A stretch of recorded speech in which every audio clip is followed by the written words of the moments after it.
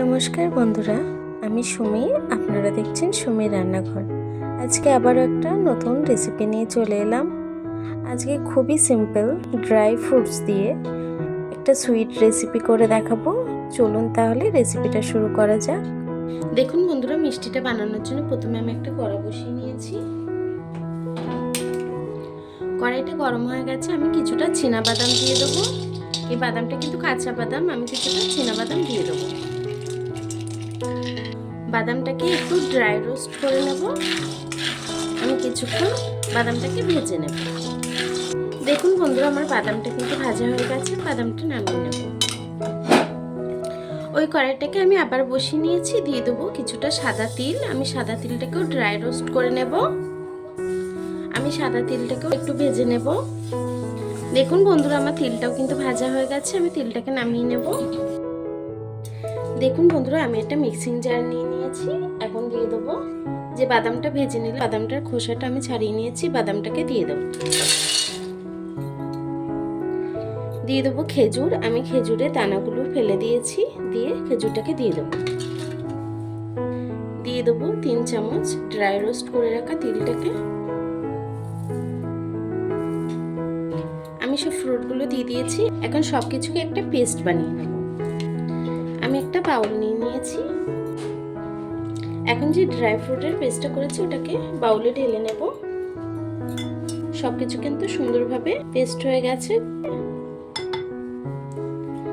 এখন আমি লাড্ডুর মতন গোল করে শেপ দিয়ে নেব।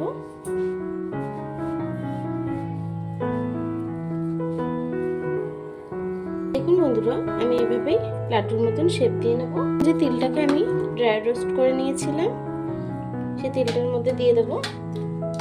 আচ্ছা, এখন তিলটার মধ্যে দিয়ে লাড্ডুগুলোকে একটু এভাবে ঘুরিয়ে নেব।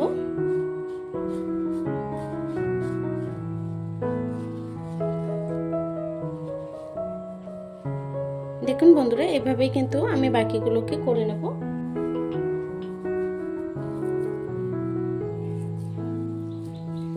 আমি প্রতিটা লাড্ডু শেপ দিয়ে তিলের মধ্যে একটু ঘুরিয়ে নেব।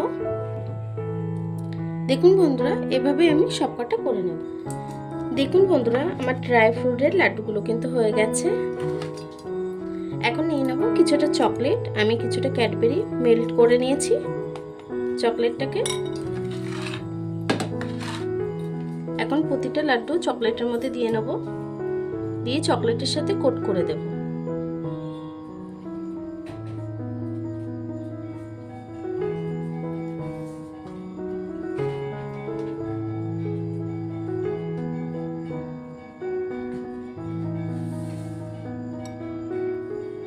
এভাবেই কিন্তু কোট করে আমি রেখে দেব।